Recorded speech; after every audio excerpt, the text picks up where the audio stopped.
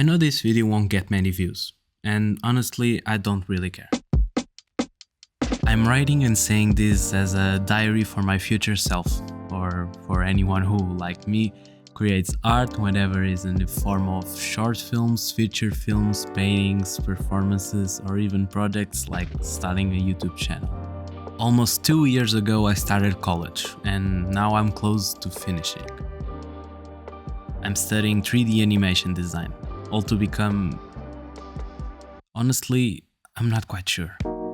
My generation has this issue of not really knowing what field to pursue or what exactly we want to do, especially in this artistic world. I mean, of course, I want to work with 3D, but the industry only seems to want people for specific tasks, like modeling, simulation, or animation. So where do I fit into all of this? Ayansa, or in English, The Heritage, is the short film I've been working on for over a year now, and I've developed a ridiculous attachment to the project, which I must say is quite dangerous. In truth, the story is deeply personal. This was the synopsis I wrote in my first semester. In a world where the sun and light are symbols of faith, the relationship between the main character and his father is shaken by the presence of an illness that slowly consumes the father. Years later, when the main character faces the same struggle with his own son, he learns to accept and transform trauma into love, embracing the illness as the only inheritance left by his father. I heard in a recent game that every story we write always carries a piece of our own stories. This short film is a reflection of my own experience from years ago when my mother was diagnosed with cancer. All my life I've been told that it's genetic and that my chances of developing it are quite high. At some point I came to terms with this idea, and in a way the only thought that could brought me peace was knowing that at least I am the son of this incredible woman who raised me on her own like no one else could. More than just a project, this is a dedication to my mother, a woman who has fought and continues to fight every single day to be the best mother, grandmother, aunt, colleague, and woman to ever walk in this planet. And gosh, how I admire my mother. Hopes, dreams, and fears. What a strange title, but the truth is, all these words fall into the category of something unreal, something tied to the future. The idea for my short film was born about 4 years ago. Back then I developed it with terrible characters, pre-made animations from a website, but with a huge drive to create and make it happen. In the end, I got a good grade, the same as the rest of the class, and suddenly all the work I had put in for months resulted in 15 minutes of happiness. But life had to move on, with new deadlines and new assignments. But something stayed. I might not have a short film worthy of working in the industry. I might not have a film that wins festivals.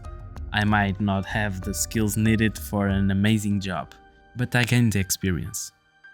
After all, even if it was technically bad, I made my first short film. Today, I'm writing this just before one of the final submissions for my new short film. Even though it shares the same title and the same core idea, it has been completely refreshed with an entirely new story. The tribute has evolved, grown, and become something with much more potential. I'm giving it everything to make this project work. I hope to motivate and inspire young artists who feel both lost and found in this world. I hope it turns out beautiful and that it becomes a tribute worthy of the one it honors. I do have fears that I won't be able to finish this for some reason, fear that it was all in vain, fear that these past months have been a waste of time. Deep down, I know these fears aren't real, but it feels like we all suffer from imposter syndrome, afraid that things simply won't work out. And I do have dreams. I had dreams of winning festivals or landing an amazing job somewhere in the world. I think that dreams go beyond hope, dreams fuel hope.